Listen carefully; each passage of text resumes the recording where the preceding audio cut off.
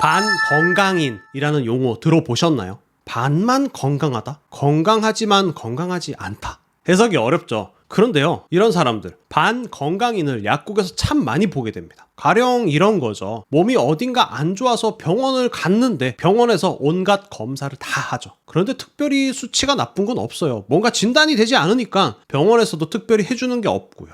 하지만 본인은 어딘가 아프고 불편한 그런 상태. 이런 사람들을 반건강인이라고 합니다. 병원 검사 결과에서도 아무 이상이 없었는데 그럼 이 사람들은 꾀병을 부리고 있는 걸까요? 아닙니다. 절대 그렇지 않아요. 반건강인의 99%는 독소 때문이고요. 오늘은 이 독소가 무엇인지, 그리고 이런 독소가 있으면 어떤 증상들이 나타날 수 있는지 살펴보겠습니다. 당연히 마지막에는 이런 독소가 쌓여서 반건강인이 된 사람들을 위한 생활 습관, 피해야 할 음식, 먹어야 하는 음식, 그리고 추천할 수 있는 영양제까지 말씀드릴게요. 내가 반건강인이다, 혹은 배우자가 반건강인이다 라고 생각하신다면 끝까지 시청 부탁드립니다. 그 전에 유익한 건강 정보를 쉽게 전달해드리는 두꺼비팜 구독 꼭 해주세요.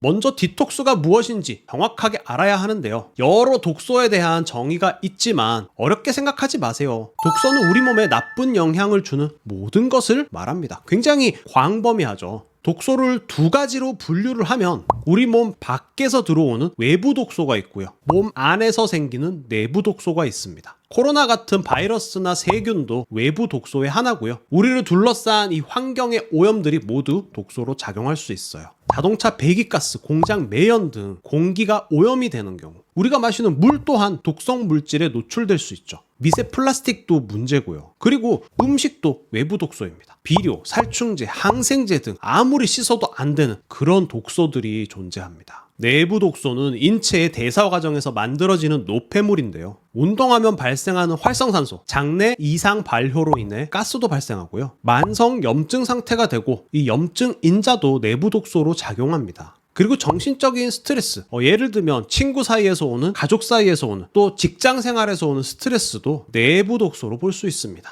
독소가 참 많은데요. 우리 몸은 그렇다고 속수무책으로 당하고만 있진 않아요. 원래 우리 몸에는 독소를 없애는 디톡스 시스템이 거의 완벽에 가깝게 세팅이 되어 있습니다. 자, 생각해 보세요. 우리가 술 마시고 속이 막 울렁울렁해서 토하죠. 이것도 일종의 디톡스입니다. 독이 들어왔으니까. 그것도 내가 감당 못할 정도로 들어오니까 밖으로 디톡스 하는 거죠. 구토하는 거 이외에도 몸 밖으로 버리는 게 있죠. 땀, 호흡, 소변, 대변이 있고요. 담즙의 분비도 디톡스에 해당합니다. 그리고 알러지들도 면역 반응이잖아요. 이런 면역 반응도 독소.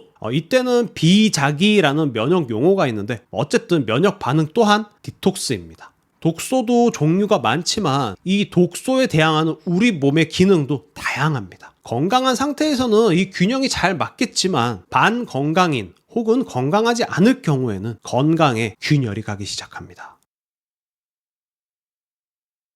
건강에 균열이 가서 병원 검사상 이상이 있다면, 즉 어떤 진단이 된다면 그나마 다행일 수 있지만 서두에 말한 반건강인, 나는 아파 죽겠는데 병원 검사는 아무 문제가 없다면 참 답답한 상황입니다. 이런 독소로 인해 반건강인이 겪고 있는 문제에 대해 말씀드릴게요. 죽어라 다이어트 하는데 살 안 빠지는 분이 있으시죠? 그거 몸에 독소가 많을 때 나타나는 증상 중 하나입니다. 독소는 인체의 대사 속도를 현저하게 떨어지게 만드는데요. 즉 신진대사, 기초대사량이 낮아지게 되고 지방의 연소가 느려집니다. 그리고 지방세포에 독소가 축적이 되고 독소로 인해 혈당 수치가 올라갈 수 있어요. 지속되는 혈당 수치 상승은 필연적으로 인슐린 저항성을 만드는데요. 세포가 인슐린에 무뎌지니까 인슐린은 더 생산을 많이 하고요. 체중은 점점 증가합니다. 인슐린 저항성과 체중 증가에 대한 자세한 메커니즘은 여기를 참고해 주세요. 살 빼고 싶다면 꼭 보셔야 됩니다.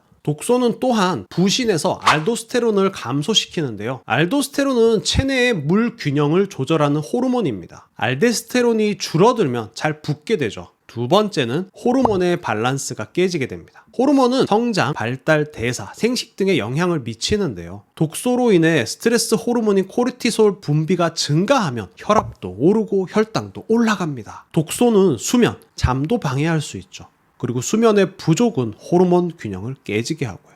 악순환이죠. 여성분들 자궁 근종인이 선종인이 참 많은데요. 이 또한 독소, 즉 환경 호르몬에 의한 에스트로겐 우세증입니다. 세 번째는 기운이 없습니다. 우리가 만성 피로 증후군 혹은 부신 피로 증후군이라고 하는데요. 아무리 좋은 영양을 공급해도 충분한 휴식과 잠을 자는데도 피로감이 사라지지 않는 상태를 말합니다. 사실 앞에서 다 말했어요. 신진대사가 떨어지고 호르몬의 균형이 박살나기 때문입니다. 이외에도 소화불량, 장건강, 자가 면역 질환 등도 독소가 몸에 쌓여서 나타날 수 있는 증상들입니다.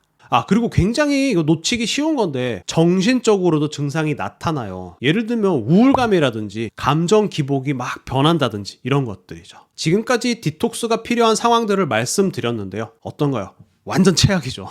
이제 가장 중요한 이번 영상의 하이라이트가 될 수 있는 디톡스 방법에 대해 말씀드리겠습니다. 죄송합니다. 영상이 좀 길어져서 1편, 2편 나눠가지고 만들었어요. 2편 조만간 올려드릴게요.